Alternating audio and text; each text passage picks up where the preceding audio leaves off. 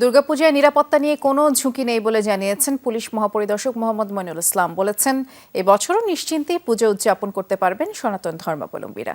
বৃহস্পতিবার দুপুরে রাজধানীর তোপখানা রোডে টুরিস্ট পুলিশ সদর দপ্তরে আয়োজিত এক সেমিনার শেষে সাংবাদিকদের প্রশ্নের জবাবে কথা বলেছেন তিনি। বেশি পাকা টমেটো আর সিক্রেট রেসিপির কম্বিনেশনে তৈরি প্রাউন সস, সসের বস। সনাতন ধর্মের সবচেয়ে বড় ধর্মীয় উৎসব দুর্গাপূজা। সারা দেশে প্রতি বছর ৩০,০০০-এর বেশি মণ্ডপে হয় দুর্গা উৎসব। এবারও নিরবিচ্ছিন্নভাবে পূজা উদযাপনের আশ্বাস দিয়েছেন পুলিশ প্রধান। দুপুরে রাজধানীর তোপখানা রোডে টুরিস্ট পুলিশ সদর দপ্তরে এক সেমিনার শেষে তিনি বলেন, এবার সর্বোচ্চ সতর্ক থাকবে পুলিশ।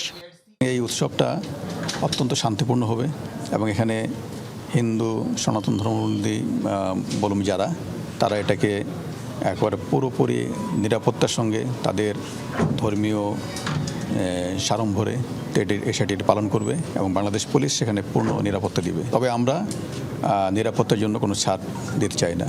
সাংবাদিকদের প্রশ্নের জবাবে আইজিপি বলেন, জুলাই আগস্টে থানায় গাড়ি পোড়ানো সহ দেশে ব্যাপক ক্ষয়ক্ষতি হয়েছে। পর্যায়ক্রমে এসব ক্ষতিপূরণে কাজ চলছে। আমাদের কার্যক্রম পুরোপুরি চালু আছে। পুলিশি কার্যক্রম মাঝখানে কিছুদিন আপনি জানেন যে সঙ্গত কারণে স্থবিরতা ছিল, কিন্তু এখন প্রতিটি জায়গায় পুলিশ ফোর্স পূর্ণদমে কাজ করছে।